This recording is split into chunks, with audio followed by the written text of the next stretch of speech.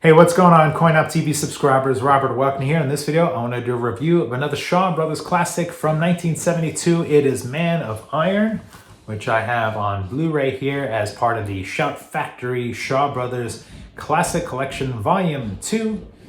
Great collection, great quality, fun movies to watch. This is co-directed by Chen Kuan-Tai, part of his...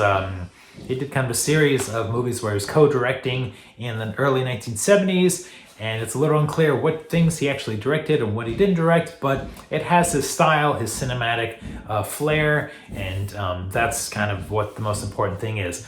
This video will have some spoiler information to it. I'll give you my letter grade towards the end of this video, and then I'll talk about the Blu-ray a little more. Let's talk about what it said on IMDb about this movie. Chen Kuan-Tai exuded incredible power on screen, which his directors used to great advantage in this fight-filled follow-up to the smash hit The Boxer from Shantung, which culminates in an incredible climactic battle choreographed by the legendary Lu Lien, of course, Long Kar Lung, and Chen Kuan.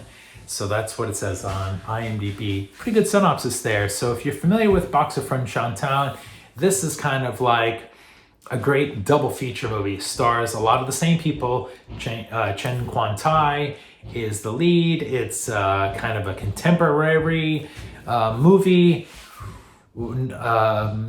Basher, hand-to-hand fist fighting. A lot of people getting punched and knocked around.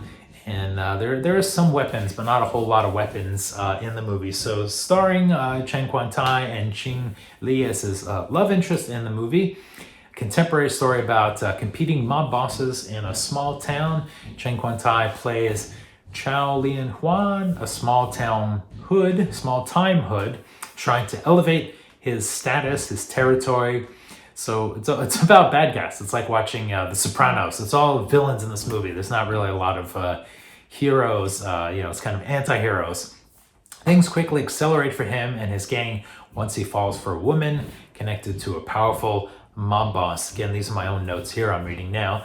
This sets a chain into motion of him getting beaten up numerous times and his men falling from grace. The downside of this movie is if you're in Chen Kuan-Tai's gang and you're not a strong fighter, bad things are going to happen to you. In fact, I don't know why Chen Kuan-Tai is not training his gang members how to fight better or more efficient, because it seems like without him around to save the day and be the hero, they're pretty worthless.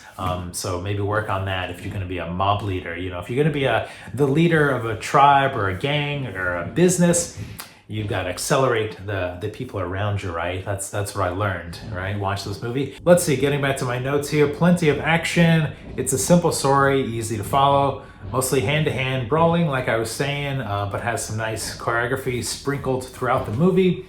It has that 1970s disco soundtrack. I think this movie's set in maybe the 30s, but it's got like the 1970s kind of bopping soundtrack whenever somebody's walking. Lots of hero shots, low angle, shooting up at our lead characters, and smash zoom cuts into people's faces. When you're watching this movie, you can see how directors like Quentin Tarantino were influenced heavily, and it's interesting to see, like, when you watch like Kill Bill Volume 1 and 2 and you compare it to a movie like this, you'd be like, oh, okay, Quentin Tarantino watched Man of Iron, and he watched Man of Iron probably when he was a kid.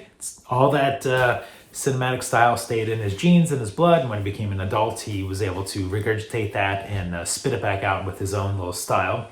I would say the movie is pretty entertaining. Overall, it's a bit far-fetched. It's not usually the style of Shaw Brothers movies that I watch and I like. I kind of like the old school ponytail, martial arts, wuxia, those kind of movies when it comes to Shaw Brothers. But if there's a good basher movie, a good hand-to-hand kind of thing, I'll suck it up. I'll like it. I'll dig it.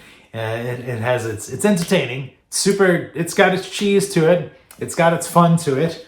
It's fun. I'm gonna give it a letter grade of a C- though. It's kind of like in the average side there. I think if you're comparing these two, check out The Boxer from Shantung is a little bit better of a movie, but similar of a movie. I mean, it's basically like a small town a bunch of brawls with mob bosses, with Chen Kuan-Tai as kind of the pivot of the story surrounding him, and getting backstabbed and beaten up, and him beating up people, and mob bosses and people smoking cigarettes. And this movie has some gambling and casino stuff. And most of all, Chen Kuan-Tai's got this badass leather jacket he wears in the movie that is pretty iconic and pretty great. That was pretty fun. So C- on that. Let's get to the Blu-ray here. There's a lot on the Blu-ray. We've got audio commentary with James Mudge, and it's another commentary with Chris Poggiali, co-author of these Fist Break Bricks. What else? I think there was something else. And oh yes, Iron Will, Meredith Lewis, author of Ask for the Moon Innovation. So there was like this 90-minute interview with this lady author, Meredith Lewis, who I'm unfamiliar with, and she spoke about kind of Shaw Brothers stuff, kind of the history of the studio, some of the actors. Much like the Tony Rang stuff, it was kind of long and meandering in places. I hate to say that because there was a lot of useful information, but I feel like some of these, like these featurettes or these interviews, I wish there was like a little bit of an outline to them, or maybe like questions and answering or something, because it just seems like they kind of speak much like I'm speaking here, kind of making stuff up as they go, and then the editors kind of just go in and drop stuff in after the fact. And I feel like that should be like a 90-minute thing. We should, if that's going to happen, 25 minutes, or have like an outline or structure. So that's my 2 cents. But I did watch it all, and I did find a lot of the stuff kind of interesting, useful. It did sound like she had a little bit of a bone to pick with Chang-Che and male directors, the male studio system. Again, this is from the 70s, the late 60s, the 70s. Times are different right now in the current era, 2023. What else we got? A couple of trailers. And is that it? I think that's it on special features. These are on the Shout Factory website if you want to read the special features. So there it is, Man of Iron. If you're new to my channel, please like and subscribe. Check more things out. I also did a review for The Delightful Forest and The Devil's Mirror. So check out those reviews as well. I still have one more to go from this set, The Water Margin. It is Thanksgiving today when I'm recording this. I'm probably going to pop that on and watch that over the Thanksgiving Day weekend, and hopefully finish up Volume 2 and then work my way into Volume 3 or the Iron Triangle set. I don't know. Let me know in the comments below which movies should I be watching next. For Coin Up TV, thanks a bunch for watching. We'll see you next time.